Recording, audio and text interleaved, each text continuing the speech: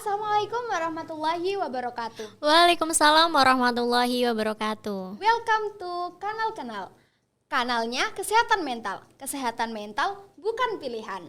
Bersama saya Ima Kisti Maulida dan teman saya. Dan saya adalah Safitri. Kita akan menemani Sobat Kenal dalam beberapa menit ke depan.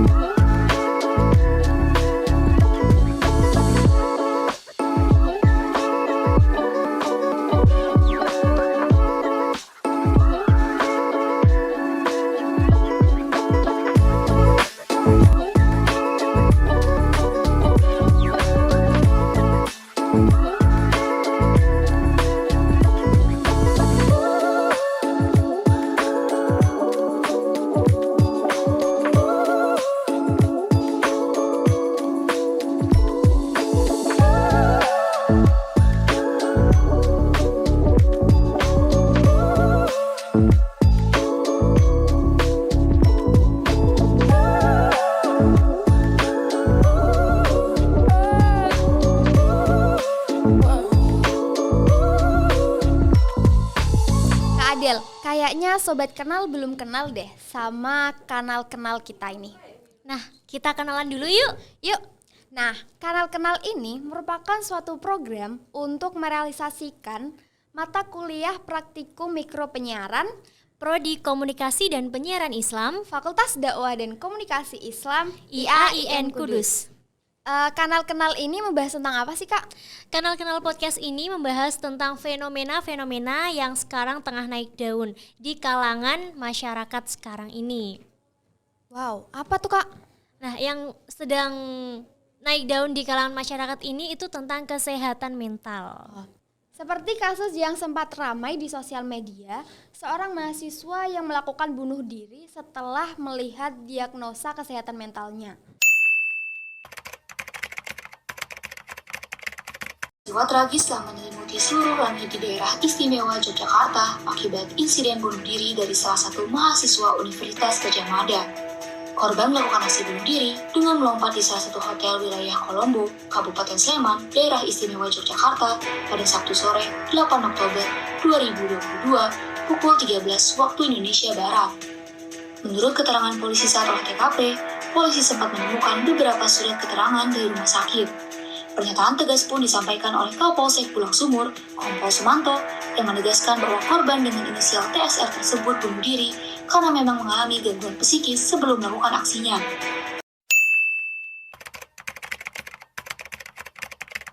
Seorang mahasiswi baru di Semarang, Jawa Tengah ditemukan tewas setelah melompat dari kamar di lantai 9 sebuah apartemen di kawasan Tembelang, Semarang. Korban diduga mengalami depresi sehingga nekat mengakhiri hidupnya. Terakhir jam 8 sebelum saya berangkat kampus, dia lagi di sini, lagi nangis, lagi nelfon. Memang lagi ada masalah caranya.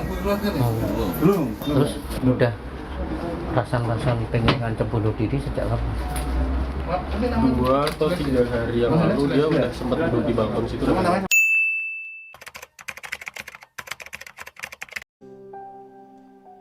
Takut sama kenyataan, takut sama kehidupan di luar kamar kos, nggak punya keinginan lagi mau ngapa-ngapain, dia ngapain lagi kan hidup gitu misalnya. Gue mulai punya masalah dengan mental health itu tahun 2017. Jadi kayaknya itu semua bermulanya karena gue masuk fakultas yang nggak gue senengin, terus kayak ada masalah juga di organisasi, kayak yang satu organisasi tuh ada yang nggak klop, ada konflik, terus nilai semester 1, 1, 2 gitu kan masih lumayan bagus, saya masih masih pas itu dapat 3,91 untuk semester 1, terus semester 2 agak down dikit 3,75, terus yang kayak lama-lama makin turun sampai drop banget di 1,75. Jatuhnya jadi nggak pengen bersosialisasi, nggak pengen masuk kampus apa segala macam, dan pengasingan dirinya itu tuh bikin gue berpikir hal-hal yang buruk gitu loh, hal-hal yang tidak seharusnya gue pikirkan. Dan akhirnya tahun 2017 di tahun yang sama gue pikir untuk oh ya udah deh mau suicide aja gitu loh, karena kayaknya nggak punya keinginan lagi mau ngapa-ngapain, dia ngapain lagi kan hidup gitu misalnya. Nyokap bokap juga udah divorce, dan pas itu juga nggak ada temen yang satu temen yang bisa gue curhatin juga, karena mereka lumayan masih uneducated lah masalah mental health, jadi semuanya ya gue pendem aja gitu loh, cuma bisa ngejurnal, cuma bisa nulis diary aja sih misalnya gitu. Jadi stres makin stres, akhirnya attempt suicide yang kedua gitu loh, udah mulai jatuh mental health-nya. Perubahan itu tuh kayak itu kurus, hilang berat badan tuh dalam 1 bulan tuh bisa kayak sampai 5 kilo segala macam. Jadi yang nggak enak badan terus setiap hari, dan kelihatan tirus, dan dulu sampai fisiknya jatuhnya selalu kena GERD atau enggak, padahal nggak makan yang aneh-aneh tapi suka diare. Itu mulai dari ajakan mama yang pulang dulu, itu yang bikin ngerasa aman lagi sih. Dan satu keluarga juga shock, ternyata aku kayak gini orangnya, ternyata kamu kayak gini gitu. Coba kalau ngomong mungkin kita bisa kayak mencegah hal ini semua. Jadi kayak acceptance mereka ke gue yang istilahnya pas udah bobrok ya bikin confidence gue balik gitu loh.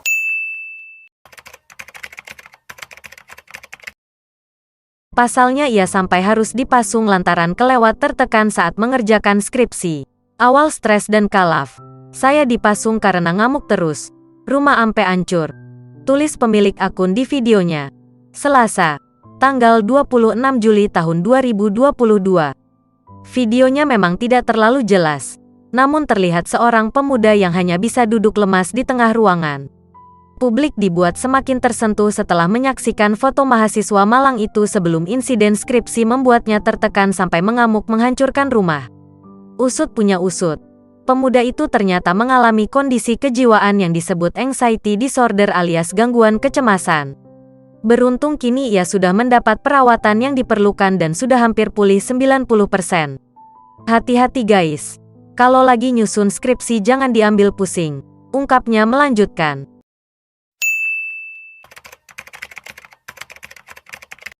Siswi program studi ilmu komunikasi FISIP Universitas Indonesia ditemukan tewas di apartemennya di kawasan Kebayoran Baru, Jakarta Selatan. Melati Putri Dairly mengakhiri hidupnya ditemukan usai melompat dari lantai 18 apartemen yang dia tinggalkan pada Rabu pekan lalu.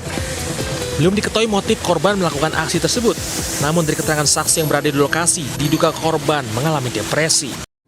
Lalu, apalagi sih Kak? Dan juga tidak hanya di kalangan biasa saja yang bisa terkena kesehatan mental.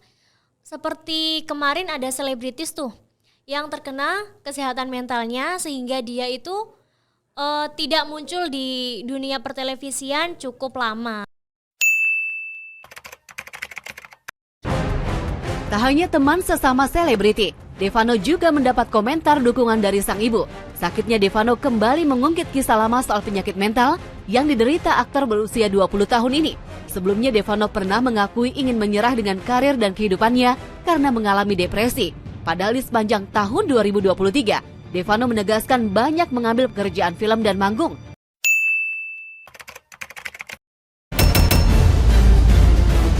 Lewat siaran langsung di akun media sosialnya, Aliando mengumumkan bahwa dirinya mengidap OCD ekstrim. 2 tahun kena OCD, itu gue nggak bisa ngapa-ngapain. Dan susah ya untuk difahamin gitu. Mungkin karena gue fokusnya kemana, nah ini nggak sinkron gitu loh. Nggak sinkron, pikiran dengan otak tuh nggak sinkron. Pikiran gue tuh inginnya, kemarin harusnya 2019 tuh ada project ya. Dan gue 2019 inget. 2019 tuh harusnya gue bikin project lagu, tapi akhirnya batal karena gue OCD, man. Itu tuh ganggu banget. itu ganggu banget. Tiba-tiba gue lagi main, terus disuruh ngulang sama pikiran gue, disuruh ngulang. Kalau nggak ngulang, nanti akan ada yang celaka gitu. Udah cukup nggak nyaman gue dengan kondisi, wah, hampir bunuh diri.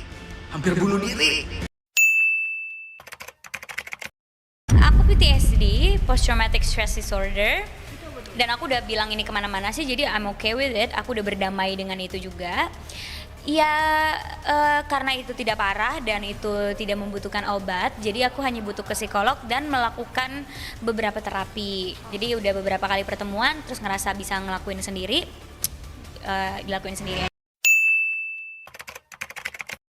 Hai, aku Ariel Tatum. Aku salah satu pejuang BPD, yaitu Borderline Personality Disorder, salah satu gangguan kesehatan jiwa yang menyebabkan ketidakstabilan emosi seseorang dan mempengaruhi cara berpikir dan cara bertindak seorang individu tersebut dalam kesehariannya.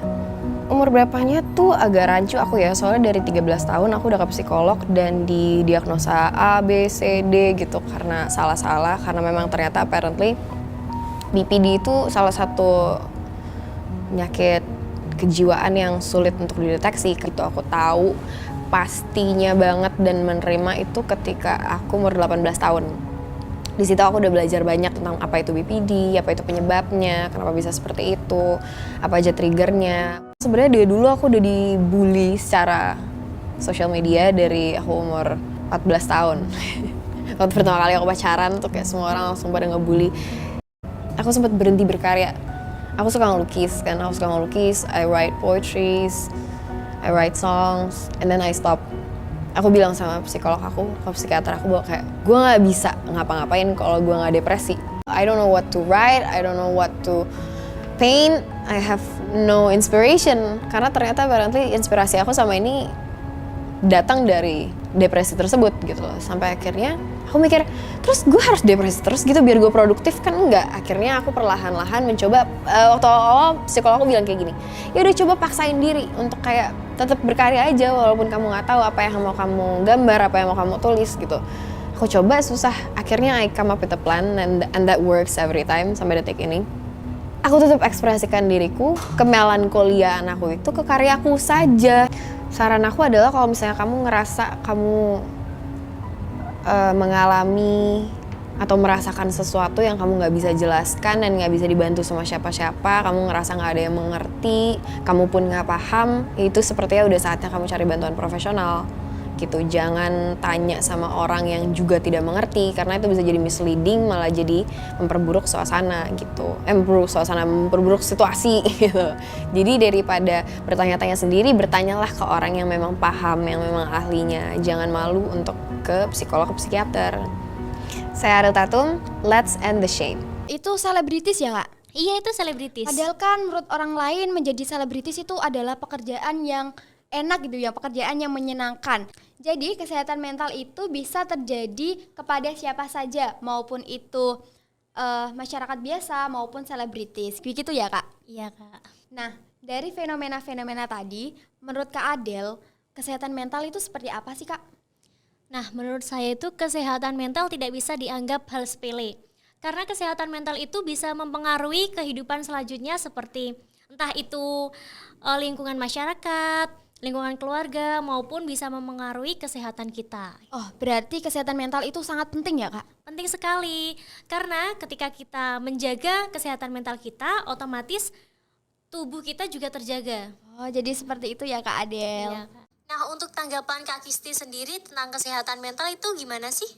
Menurut saya, kesehatan mental itu sesuatu yang perlu diperhatikan. Karena apa? Karena tidak banyak orang yang memperhatikan tentang kesehatan mental tersebut gitu loh. Nah, untuk Sobat Kenal yang pernah mengalami hal tersebut, silahkan tulis di kolom komentar ya. Wah, gak kerasa ya Kak Kisti, kita udah berbincang-bincang tentang program kita dan kita sudah membahas sedikit-sedikit nih tentang kesehatan mental. Untuk episode selanjutnya kita akan mengundang narasumber yang insya Allah berkompeten dalam bidang kesehatan mental ini. Nah, untuk Sobat Kenal, stay tune terus ya di channel YouTube kami karena kita akan membahas tentang kesehatan mental lebih dalam. Bersama saya, Ima Kisti Maulida. Dan saya adalah Safitri. Sampai jumpa di episode selanjutnya. Dadah!